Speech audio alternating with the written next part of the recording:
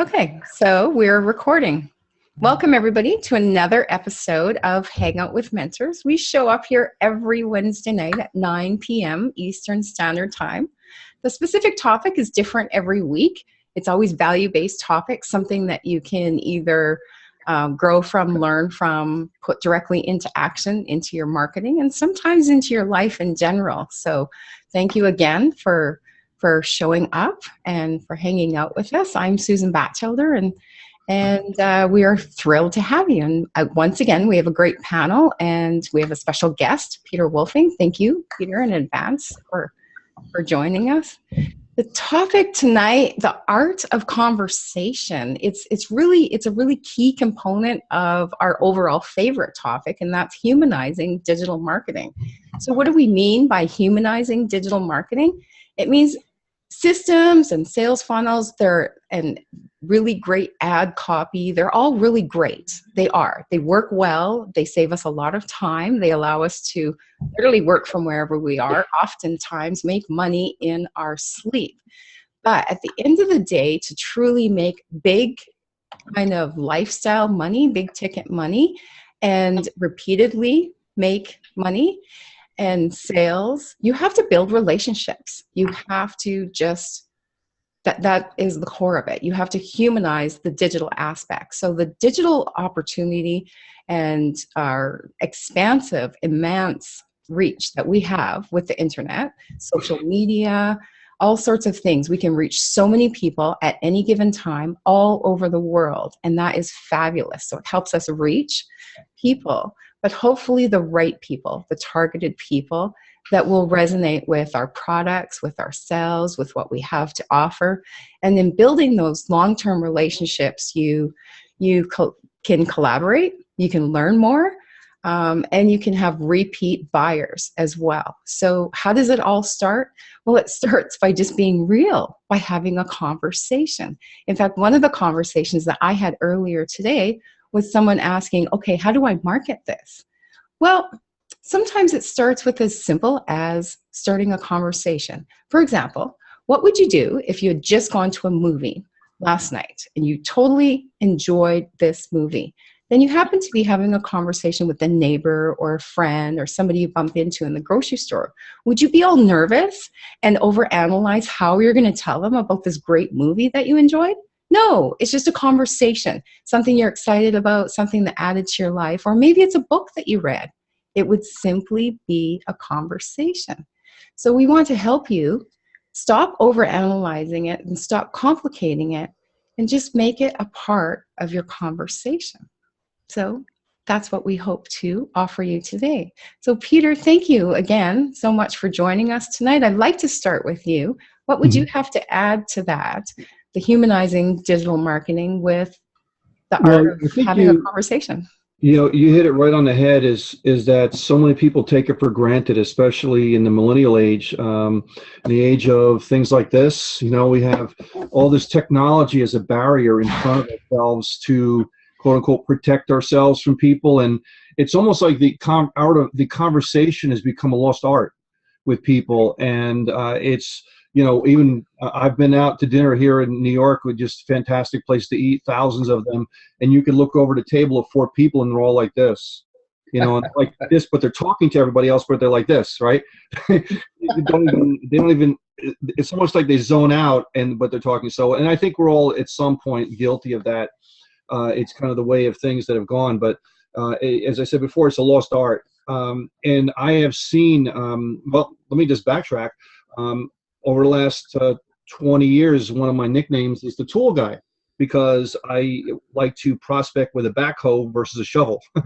So it's that part of it. But and I've been lucky enough to be able to build businesses that over that time have spanned 2 million people. But you learn some things. You do things wrong, you learn some things, and over that time, over the last 5 years or so, I've come to learn a better balance of that versus all technology, and kind of being more of a balance of maybe 50 to 75% technology, and the rest of it has to be that human element, the grassroots marketing, because the speaking to people and the actual building a foundation of speaking to people is the key, because you have to have that strong foundation, that depth, and that foundation comes through to actually talking to people. I've had people where I've looked at their organization or downline and see that they recently quit, and I said, wow, you sponsor so many people, how come all your people have left? And he said, well, you know, I sponsored them and I made money and they all left, so I'm leaving the business. So I like to ask them why. And I said, well, what happened? How come all these people came in, and did you talk to these people? And they're like, no, I don't talk to them. I don't talk to them. So for them, it was more of a transactional business. It wasn't a relational business. So that relational business is key. So you need to develop that that skill of actually the art of just casual conversations. You were saying, Susan, is key. And then one of those factors comes into play where you have to really believe in what you're selling. I've had people often say to me, oh, you can sell anything. And it's really, no, that's really not true. I have to believe in what I'm selling. So if you actually believe in what you're selling, or you believe that the mechanism you have can actually be a benefit to people, why would you want to share it with people? So so you have to have that belief in what you're doing, what you're selling. Then it's just a matter of, hey, I really feel like I'm giving you a gift. And then the conversation should be no problem at that point. They have to get over the fact that some people feel guilty that they're talking to people, and I might make money from that. And somehow deep down, they've been ingrained with making money is not a good thing. It's a bad thing. So they want to stay away from doing that. And I think that's a lot that we have in society that people have to get over. That's a whole another topic for another time. That you have to get to the point where you have the right to make money. And making money is not a bad thing. It's a good thing. And it just gives you options. It just magnifies who you are as a person. So making money is not necessarily a bad thing. So they got to get over that part of, you know, why you should actually talk to people. So, but going back to what I mentioned before, and I'll turn it back over to you, is the foundation of your whole business should be the conversation that you have with people, because that's going to keep people in your business long term versus having something really short. Just a short story is I've had organizations of people that have brought in tens of thousands of people, but they're very transactional. So especially in the digital space, when you're dealing with 100% digital product, it's not like a physical product where you have that emotional kind of bond with the product. Because in a digital product, you're dealing with oh, I can make a lot of money with the product, because generally speaking, you can make a lot more money than a physical product. So unless you have that human bond with the people, what else is there to hold people to your business? As soon as some other business comes out that pays them a lot of money, they just jump to another program because there's no bond there, right? So especially with a digital product in the digital age, you have to have that bond with people through speaking to them. And that's really the only way you're going to be able to do it, is to speak to them. It could be as simple as walk them through the back office. Hey, I want to virtually shake your hand. I find video emails fantastic for that, to be able to send them a video email versus a regular email. Hey, my name is Peter. I want to virtually shake your hand, let you know I'm a real living, breathing person. I care about your success. Whatever you want to tell them, to have some kind of connection there, which is going to hold them longer. So this way, when something else, that other shiny ball comes out, they just don't jump to another program.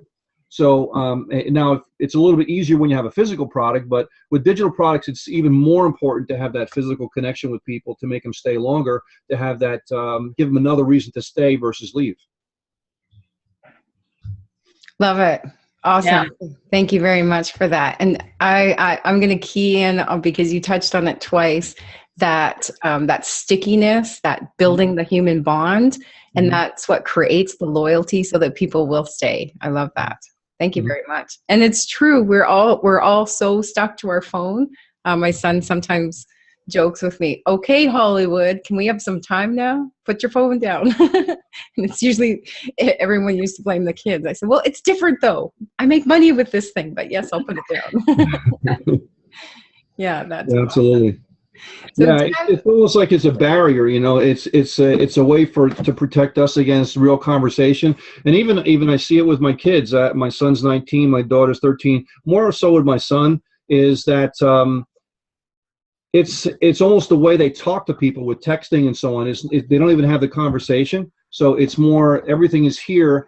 Okay, they just want to rather text you rather than talk to you. So that if he's 19, the way that the actual social skills might be 13 years old. are 14 years old because they haven't grown to that point where they're 19 years old, because everything is on the phone and not actually the skill of talking to people. So it's an actual skill that you can learn and get better with, but you just have to go out and do it. Absolutely. And there is something that cannot be replaced by eye contact, intonation of voice, and the handshake. It's all the lost art, and we can kind of simulate as much as possible by video, like conversations like this. One of the things, Susan, is that we're going to be teaching in U Economy is the art of speaking and of being a speaker. And being a speaker doesn't necessarily mean you're going to speak in front of 200 people. It could be being a speaker. It could be 2 people, 1 person, and that most of the conversation is body language. It's tone of voice. It's not so much what you say. It's the confidence. It's who you are. And you have to have that vibe, and where the person could care less about what you say. They just want to join because I don't know what you're doing, but it's the way you walk, the way you talk, the way you feel, the way you say it. I want to be part of it because they can feel it, not so much what you say. You know, the saying is just gravy on top of everything else. Absolutely. Awesome. That's exciting. Tammy, I'm going to go over to you, and I would love for you to touch on that point. And part of the conversation is being comfortable with money. And since Peter did touch on that, and that is your strength of conversation with people, is helping them get comfortable with money. That is part of conversation and humanizing it. People are more comfortable sharing, purchasing when they know you. So do you want to talk about that, Tammy? Yeah, absolutely. And wow, this is awesome, Susan. I am excited. I'm so excited. I have a New Yorker here with me. Oh, wow. It's great to have you here, Peter. I've been doing Hangouts with Susan. This is how we actually met. Peter was on a midnight hangout, one of these style of webinars videos. And we actually got to meet 3 years ago. So, wow, what a transition, you know. Speaking of conversations, Tammy, one conversation led to another one, led to a whole partnership, right? Exactly. So it's amazing how conversations can actually change your whole life, and not just a simple, inbox or whatever. Sometimes, like you said, I'm going to agree with you, Peter. It is amazing how people just don't want to pick up the phone and talk, and this is the thing I wanted to stress tonight is I'm shy. I really am. I mean, well, I used to be anyway, but getting comfortable with money, I mean, honestly, I don't know why. I mean, for 30 years, I've pretty much been in this niche. So I was into mortgages and real estate. And so it's just kind of natural for me to be into a business opportunity where I'm talking to people about money. And sometimes the questions I ask may just get a little bit, maybe uncomfortable for that person, because if they're not used to talking about money, then, then they're just like, well, I don't want to answer, which is fine. But I think really when it comes down to it is you want to get down to the root problem. Everybody has preconceived notions about money. So it's really how you've been raised, And so for me, I was raised, a farmer. I mean, I'm in the opposite side of New York than Peter is. So I'm in the country, and I don't see Manhattan out my window. I see, 5 acres of grapes. That's pretty much where I live, right? So I really had to get around a lot of people. So I wasn't born around, a lot of people. So it's just really something that I had to really kind of grow into, if that makes sense. So it's a learned skill. You have to really get down to talking one-on-one. I love talking one-on-one with people. I had a riot with one guy today. I mean, we literally were just laughing. I mean, like literally laughing hysterically. And I think sometimes when you get that person to that point, then they're just like, hey, she's cool. I can talk to her about anything. So that's really what I do is right in the first 30 seconds, I make sure that person is comfortable, really. And so it is a learned skill. And just going through, every single day, I wake up excited about talking to people. And that's the cool part about what we have here is in your product and what Susan and I have done the past 3 years in our work is just getting people to be comfortable in that. Not only just comfortable in video, but comfortable in talking to people on the phone. They're not going to bite you, honestly. I've gotten hung up on and it just doesn't matter to me because I know there's going to be a next person out there that I can help. You know what I mean? And I love helping people. And I think that's one thing that people can sense right away. If you don't like helping people, then you're really not in the right spot. You know, if you want to go help, you know, animals or something like that, or work with cows, you know, I joke all the time, cows are on my internet tonight, you know, then go do that. But I think really, you know, the art of just really connecting with people, it will make them, I mean, we've been told, you know, my gosh, you've made my day for even returning the phone call. So in this kind of industry, whether you're driving traffic, whether you're, you know, generating leads, onesies and twosies, they're amazed when we teach everybody to just connect with people. They're amazed because other marketers are not answering the phone and they're not returning the phone calls. So if I can say anything on this call tonight, make sure you're connecting with people, because it will make a huge difference in not only their lives, but your life. And then it will just keep expanding. And the stickiness, absolutely. Because you can have thousands of people in your team, and if you're not communicating with them, like through a platform like this, weekly, then they are going to go somewhere else, because it's not tangible. You know what I mean? It's not like the MLM where they're gonna need that product. You know what I mean? Like literally need that product to live. So that's what I want to say, you know, with virtual products. And yes, they're like changing, and we see it happening all the time because of personal development, but you definitely want to have communication. So hopefully that helps tonight, everybody, and back to you, Susan. Yes, that's awesome. Thank you, Tammy. You're welcome. Kelly, over to you. What do you have to say on this topic? I know you've been in the industry for many, many years. You have the art of communication. In fact, just the other night, I think you mentioned that you can talk a lot. So what are your thoughts on this, especially specifically with marketing? Why is communication so important? Well, first of all, I just want to say it is definitely an honor to be here on this panel with the likes of everyone here. I feel very special when I get to just put my head together with other people. And, you know, when you have many, many years of experience with direct sales in particular, you discover very early on, it is a relationship business. I mean, you bring people in one at a time, really. I mean, certainly, you know, marketing the way that we can definitely have it so we're drinking out of a fire hose if we want. But, you know, ultimately, it's the relationships are built one at a time. And the art of the conversation for me is really finding out more about them, why, you know, what makes them tick. And I think had I gone on to further education, it would have been in the area of psychology, because I'm always interested in, you know, who people are, why they do the things they do, you know, and really what motivates us. And so early on in the conversation, I want to find out why they're looking, you know, and what they're looking for. And then you can find that need. And if you can also early on find some kind of common ground with people, and there's always something, there's always something that comes up. It's a very small world. Our needs are all pretty much the same. You know, we want to be listened to, we want to be respected. And so, you know, part of the art is really learning some good questions that will draw people out.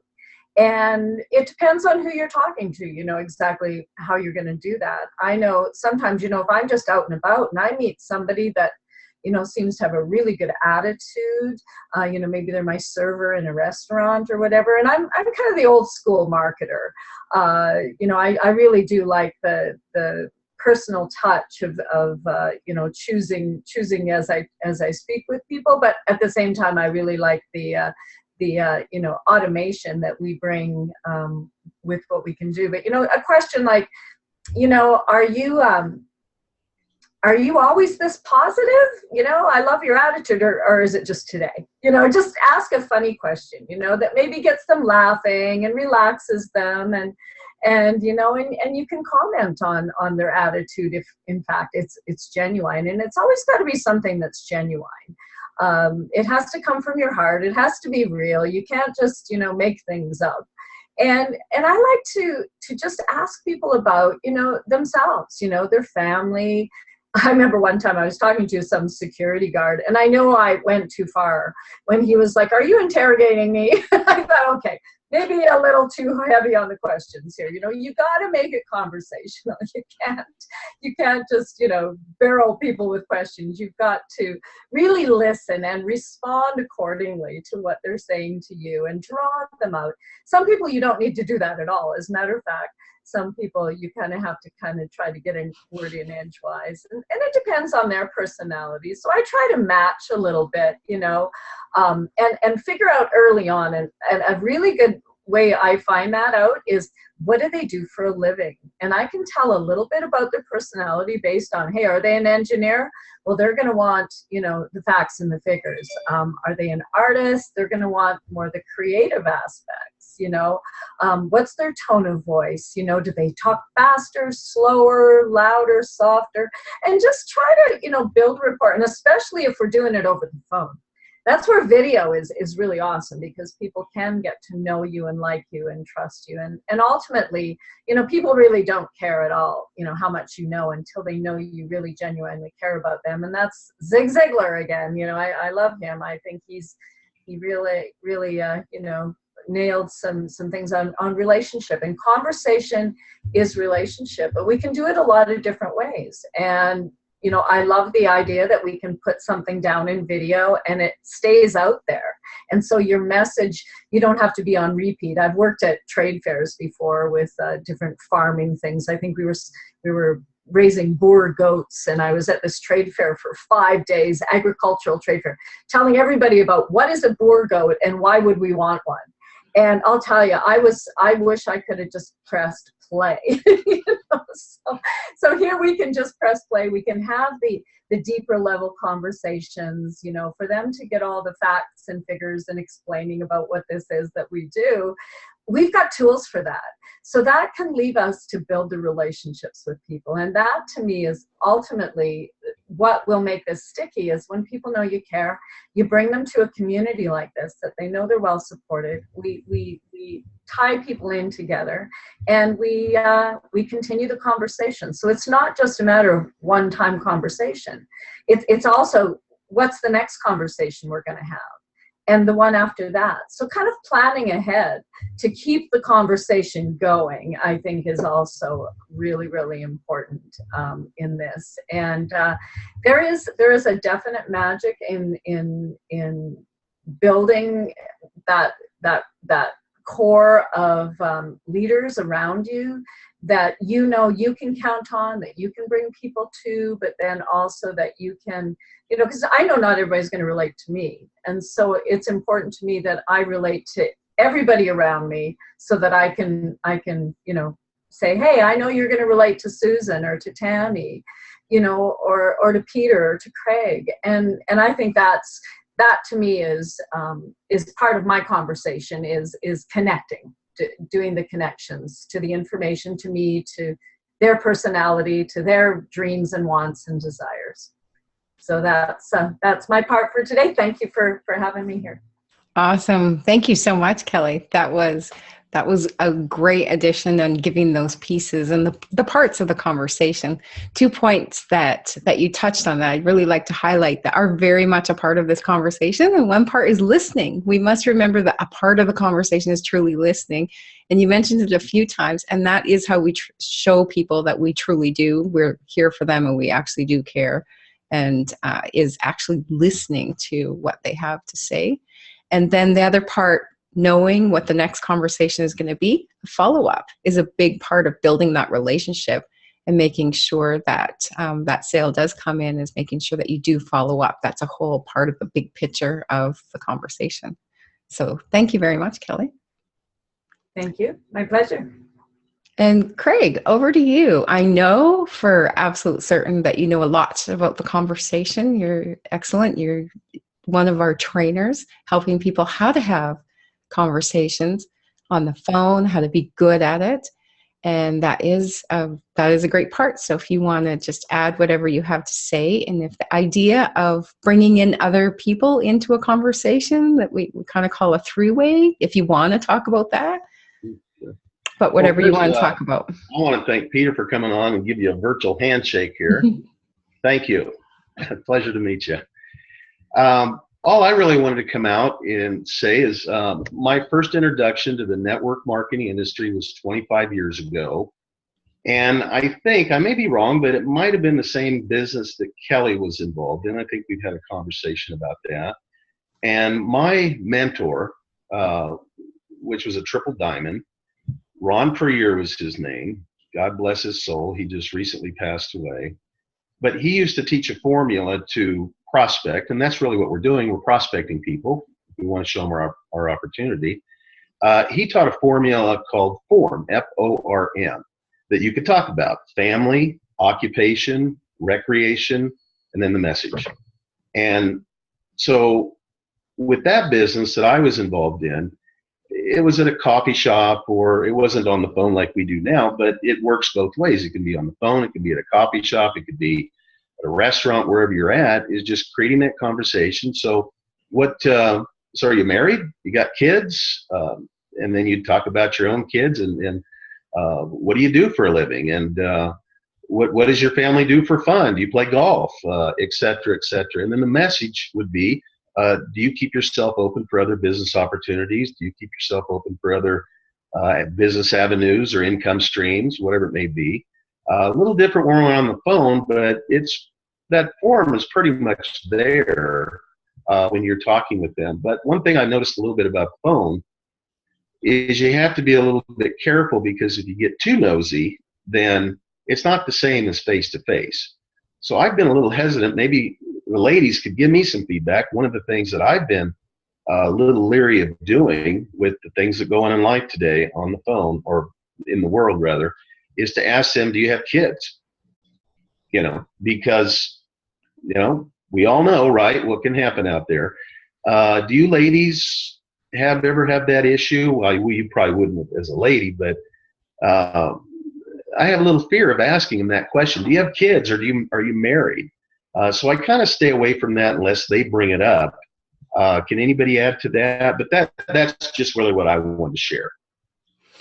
Absolutely. And when I'm talking to people, I will let them talk about their family first and foremost, or I might gently just ask and something about their family, but not specifically, do you have kids?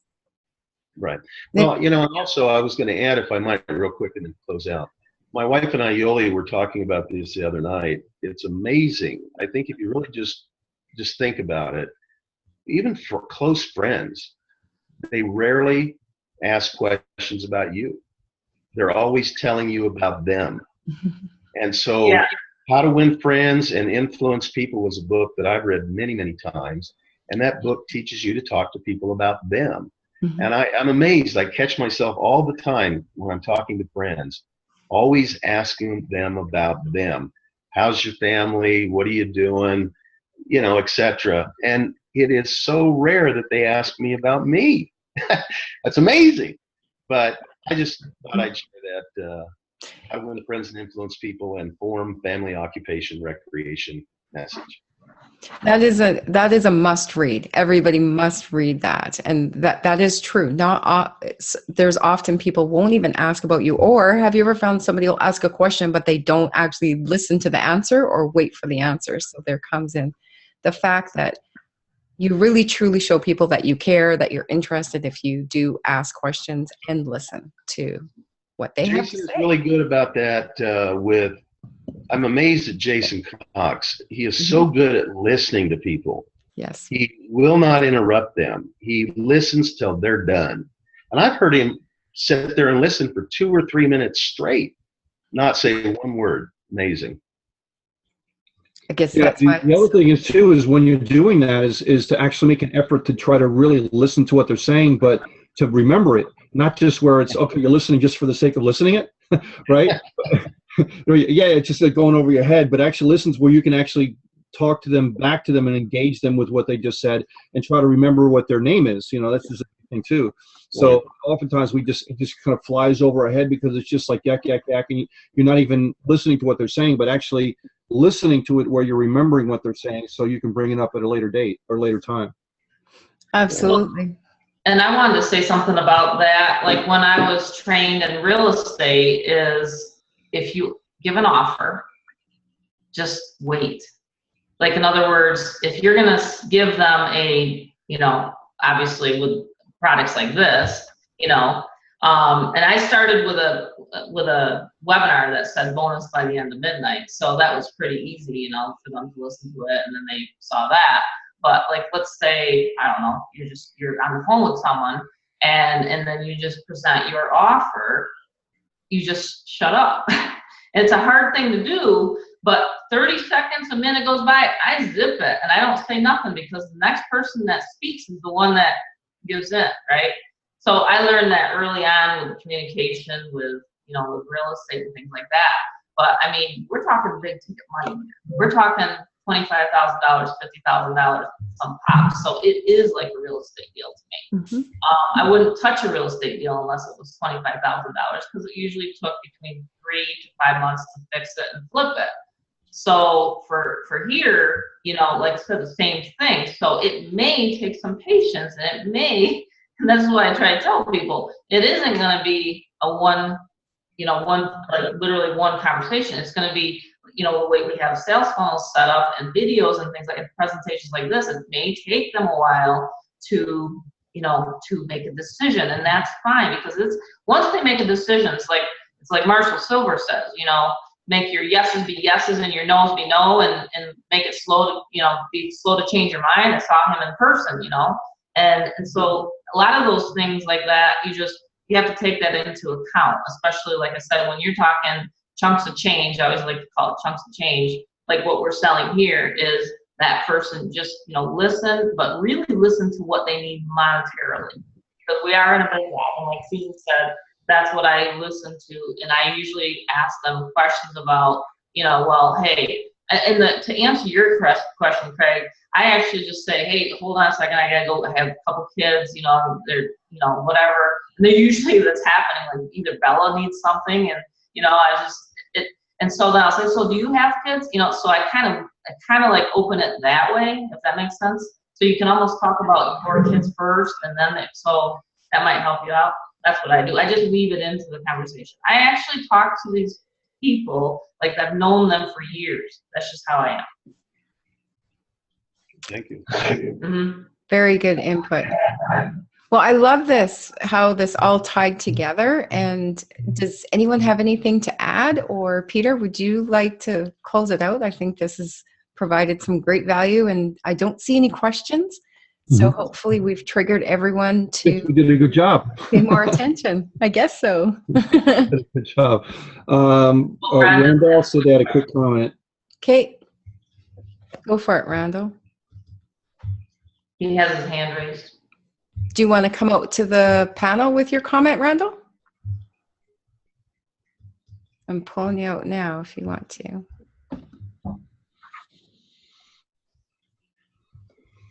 Peter, have you been to the 21 Club? I have not. I worked there. I lived in Manhattan for 3 years, and I worked there. It was fun, a lot of fun. I have been to the club scene, and I can't remember when. Well, the 21 Club, the restaurant. Oh, a restaurant. Okay, a restaurant. No, yeah. I haven't. I've been, very rarely. I used to be in the culinary, but we very rarely cook anymore, and everything's ordered in or going out in restaurants all the time. Just not sure if you guys can hear me or not. We can. Yes, you can, Randall. Oh, I saw the recording light on over here. I thought it was playing the recording back. I'm sorry. No, okay. That's okay. You said you had a quick comment, Randall. Welcome. Yeah, thank you guys. One of the things that I wanted to touch on real quick was when you ask too many questions. Because, you can actually talk yourself right out of the sale, because, sometimes they're ready to join almost instantly, once they see your presentation or whatnot, a lot of times they're ready to get started. But, especially when you need money really bad, sometimes you get a little overzealous about preaching to them the features and benefits. And I know I have this problem sometimes, like when it's a situation where I really feel like I need this sale really bad, I try and tell them every good thing about it that I think is good, but not necessarily everything that you like about the program are going to be the buying points for them. So a lot of times you have to just kind of slow down in order to be able to let them tell you how they want to sign up or whatever. Mhm. I remember one time too, I was having a conversation with a lady. We had excellent rapport going, and I asked her how old she was, and she hung up. And I could not believe that she hung up on me because I asked her how old she was. I mean, I felt like we were having some of the best rapport I had ever had with a prospect in my entire life. And then I asked her how old she was, and it was over. She just hung up. And then I called her back. To double check, and then she never answered. So I knew she hung up because she didn't never answer the phone again. I guess you hit a pain point. Right. So that was really all I had, because but as far as just like what you guys are doing right now, it's been a while since I've been out in a live forum like this. Like, I've made probably thousands of videos, and I'm nervous right now for whatever reason. But you should never be nervous on a Hangout with Susan. Randall, remember back in the day, you and I used to do them together. Right. Isn't that funny? I've known Randall for 4 years now? Yeah, it's been a while. And now it's like, hey. Yeah, it's been a good amount of time. And, like I was saying, I've made so many videos in the past that I used to shelter myself by doing screen shares. That's how I got my little moniker that I came up with, the How-To King, because a lot of people started to take notice to me because I did a lot of how-to videos. That's what I told you your brand should be, remember? Right. And then you gotta be a How-To King. Right. And then I started to use that as a crutch, though, because that was an excuse to not come out on the video sometimes. I just do the screen share or whatever. But I don't want to go off on too many tangents, because that's like one of my specialties, is to start talking about a bunch of random things. I'm just glad to be on here, and I appreciate you guys letting me come out to speak. Well, so, Randall, your nickname is the Tangent King, right? Yeah, that too. Yes, sir. But you were saying you did exactly the same thing I did. You might not guess it. I'm actually very introverted, so I'm very comfortable just being by myself, relaxing and things like that, and getting around a lot of people, or just being on something like this. A while ago was just totally not going to happen. So the way I broke myself out of that was I would make videos on YouTube. If you go to YouTube/Peter Wolfing, you'll see all my old videos never showed me. It was always going this way. It was always talking, but you would never show me, ever show me. And every once in a while, I flip it like this, and then I kind of ease my way into it. So little by little, I started to get myself on it. So now I still feel uncomfortable with me on it, but I'll kind of do it if I need to.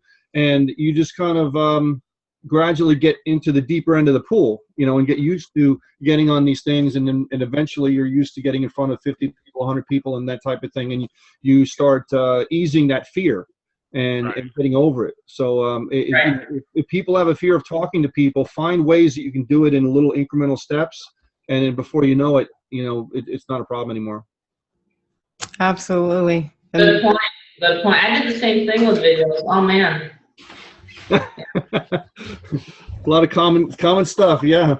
With videos, because you make videos like I love to make videos where I teach, but I show environments that are around me, so it's like kind of very unplugged and non-scripted. So I when I'm seeing something, I describe what I'm seeing and how it relates to network marketing.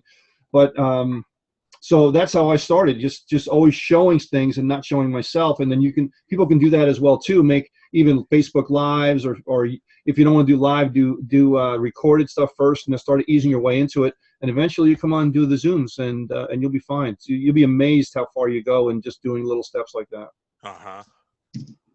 May I throw something in, Susan? Yes. Susan? Well, I was just going to say, Randall, I'm sure you've been in the business long enough for the industry to know that you really can't say the wrong thing to the right person. You really can't. In my experience, not so much in this industry, but in the debt settlement industry, I always wanted to get off the phone while they were asking questions. I wanted to get off before they wanted to get off. I wanted to kind of take it away from them. And instead of telling them how great our service was, I told them, this may not be for you. And I would say that several times within a conversation, and then try to get off the phone before they wanted to get off the phone. So I don't know if that helps, but Oh yeah, definitely. I kind of try to apply that with this here. But I know what you're saying. It's easy to stay on and give them all the good stuff, right? I mean, one last thing is you could probably think of the pain factor in that I think Tammy mentioned it was that most people don't call leads back. They just hope whatever sticks. And as much as 30 to 40% of your income will increase just by calling people back, spending a few minutes with them. So that pain part, think of it this way. Does that something that's going to force you to make that call? 30 to 40% increase in your pay just by calling people back in a reasonable amount of time. That could be massive. Massive. Yeah. So, and it could be very, very painful. It could be thousands, tens of thousands of dollars easy, maybe more during a calendar year. So, you're willing to lose that much money. If you are, then just, take 20s and start burning them out, throw them out the window. Right. I know I made at least 10 grand last year from people who called me and said that the person they wanted to join wouldn't call them back. Yeah. Absolutely. That's a really good point. And then the other point is your conversions will increase. I forget I don't think we even know the exact number, but if people have a video to go and watch of you, or if they've either seen a video, or if you can send them to a video of you, they've not only talked to you on the phone, but they've also seen you in person on a video. So get on the phone, have these conversations, record videos. It is uncomfortable. I'm the same way. I'm introverted as well. Maybe that's why we're all collected here. We're actually introverts who prefer not to, but we're doing it even though we're uncomfortable sometimes. I still get uncomfortable, and I've been hosting these panel-like recordings and discussions since 2012, and I was very uncomfortable at first. I still get nervous and uncomfortable, but I do it because it's real, because it shows people who we really are, and it grows the most amazing relationships, and it creates that stick-to-itiveness of people. Yeah, amazing conversation. Yeah, People, it's would funny. you like to wrap it all up? We're at exactly 10 minutes before the top of the hour, and I love ending at this time. Well, wow, I want to thank everybody for coming on here and just love sharing all this information. And it's just, I'm a teacher at heart, so that's what I've always done, and that's what I like to do is share and give value to people. And it goes with what we're doing here in the network marketing arena. If you feel that you just want to give value and you could care less what the result of the transaction is, then that's the way to do it. So whether the person signs up, whether you make money from them, listen, I just want to help you out. I want to be able to give value to your life, whether it's financial, for the product, or whatever. And don't worry about whether or not the transaction goes through, thus relationship and not transactional. And to understand what this is, John Wooden, the great basketball coach, he used to do basketball drills without basketballs. So he would make them just go like this and go through the motions, so they wouldn't have to worry about whether or not the ball went in the net. So it was just the process by which they would go through, and not whether the transaction went through or the ball went through the net. Same thing here, is just look at it as a process. Don't worry about the result, because the results will take care of themselves if you're doing it for the right reason. So with that, thanks a lot, guys. I appreciate it, and look forward to maybe coming on sometime in the future, okay? Thank you. Thanks for Thank you very coming on. much. That's awesome. For everyone that's been here, thank you for staying till the end. Whether you're watching it live or recorded, get back to whoever invited you and ask how you can be a part of this conversation every week, and how you can be a part of what's on the other end of the conversations, which is a really great lifestyle. We show up here every Wednesday night at 9 p.m. Eastern Standard Time. We'll see you next time. Thank you.